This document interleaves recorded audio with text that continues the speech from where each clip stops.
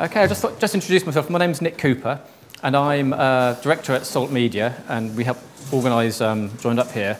I think Joe wanted me to talk a little bit about sales and taking the hard sell out of sales, because it's one of the things that we've tried hard to do in our business and we think works quite well. But I just thought first I'd ask, put your hand up if you consider yourself a salesperson.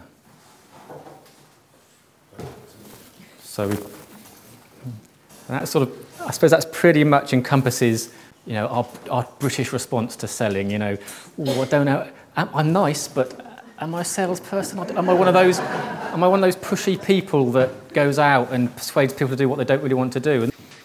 But really, you know, we all run businesses. We're all part of businesses. Everyone in a business should be a salesperson, and we kind of have a love-hate relationship with selling. We think of selling as, you know, the Arthur Daly car salesman who's untrustworthy and will persuade you to do something you don't want to do, or we think of them as the cold caller that phones at 6 o'clock at night just when you're trying to get out of the house or get the kids' dinner on the table, and you try and politely say hello because you know what it's like to sell things, and you say hello, I'm not interested, thank you, and you go but, and you just can't get a word in edgeways, and those are the people who interrupt our evenings, and we kind of associate sales with all those negatives and those stereotypes, and that has sort of two effects. It means that those stereotypes influence us as purchasers. We don't want to buy things. If someone comes up to us and we think they're selling, our radar goes up and we put the barriers up and we think, I don't want to talk to them, I don't want to talk to them. They might have something interesting to say, they might have something useful, but I don't want to talk to them because they're not nice because they're a salesperson. Or it makes it very hard for us to sell because you think, I don't want to be one of those people. I'm nice, I've got friends, I'm relaxed. I'm not one of those people who, hi, Nick Cooper, nice to meet you. You know, I'm not one of those kind of people. And so that affects how we sort of deal with sales. So what I wanted to talk about tonight is sort of give a model of how we sort of structure sales in our business and help with some of our clients, and also sort of two concepts which help sort of support that. So the first one, in terms of a model, is, I don't know if you can all see that. Think of that, there's a process, and all your customers, everyone in the entire universe will fit somewhere on that process. They'll either be unaware of you, or then they'll be aware of you, or then they'll understand what makes your business different, then they'll be convinced that you can help or you can't, and if you can help, they'll take action, and that will lead to a sale. And one of the things we try and do, and we find helpful, is to say to our sales and our team, all we're trying to do when we sell is move people through that process. You're never going to sell to someone if they're unaware about you. You're never going to convert them from unaware to sale in one communication. It's just not going to happen. You just want to take incremental steps, and all your marketing activity and all your sales activity should be moving people through that. So if they don't know about you, it should tell them a bit more. If they know about you, it should convince them why you're a little bit better.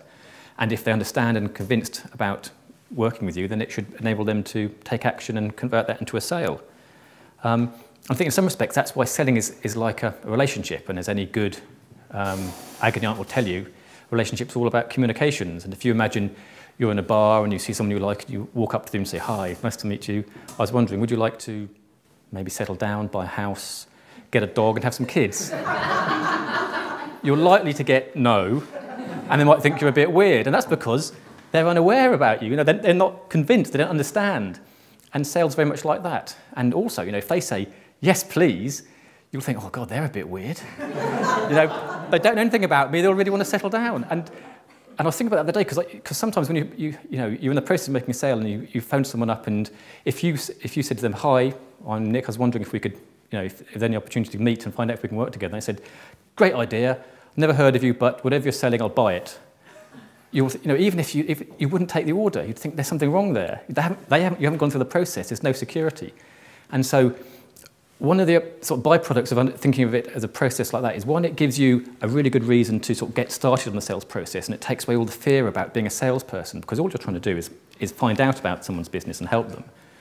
But also it's really important for kind of non-sales staff, or people who don't see themselves as salespeople, because you're not telling them to sell or asking them to sell. You're just saying, find out a little bit more about them. Are they aware of us? If they're not, can you tell them a bit more about us? If they know about us and understand, are they convinced? Can we move them along the sales process? So it turns selling into what is effectively seen as something you do to other people. Have you sold them that? To something you communicate. So that's really, I suppose, in essence, the sales process. It's it's a useful way to think about selling. Moving people through communications from unaware to aware to understand, conviction and take action. It's useful to think of it as a way of educating your own teams who might not think of themselves as salespeople, so they can actively take part, but also takes away all the fear of things like cold calling and how do you get into new businesses, because all you're trying to do is educate. And with things like email newsletters and web and all the activity that you take part in terms of marketing, it gives you a focus. So following on from that sort of process are the two sort of concepts I was mentioning. And one is, well, the first one is the concept of intent and having high intent. And what I mean by that is the idea that when you're looking to engage in sales and sell your product to people, get in front of people, you don't go in to sell your product. You go in there with high intent, the intent to help, or the intent to find out if you can work together, or to find out if there's any benefits to us, having a business relationship. And again, that turns it away from a kind of oppositional selling thing to how can we help? And the advantage is, one, it makes it easier to start a conversation because the barriers are down, people don't feel they're being sold to. But also it makes it easier to find out what they want, because often if you're going in thinking, right, I've got to sell, I've got this thing, I've got to sell it, I've got my targets, I've got to sell it, it's going to be a widget. I know they use widgets, I'm going to sell them widgets. If you go in with that intent, the best you're going to get is selling widgets. But it may well be that the widget company has just bought a grommet company, and you also sell grommets.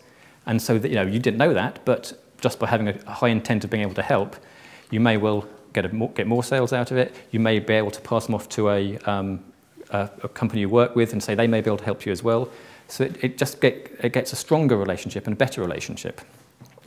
So we've got the idea of the process, we've got the idea or the concept of intent. And the last one is the concept of abundance. So this ties in the idea that you don't really want to be thinking about being desperate to get the next sale. Sometimes it's hard to be like that because you want to get some sales. But the idea of abundance is you've got lots of leads and lots of opportunities all feeding into your process. You know that some people are unaware, some people are aware. They're all in this process somewhere and you're all moving them along. And the advantage of abundance is it takes the pressure off, so you become a better negotiator because you don't have to slash prices or be desperate for a sale. But also it takes away that kind of, it reinforces the positive aspects of selling in terms of high intent, asking businesses or clients about what they want, and feeding into that kind of process rather than sales being something you do to people as opposed to a sort of collaboration. So I've just had the 2-minute warning from Tracy, which means with a bit of luck, if I stretch this sentence out a few more seconds, I'll be bang on target. There's those 3 things I wanted to introduce today. The idea of the sales process and seeing sales as a process, and as a way of building relationships is key to that. And those 2 ideas, the one of high intent and going in to help people, and also abundance and having lots of leads. Thank you.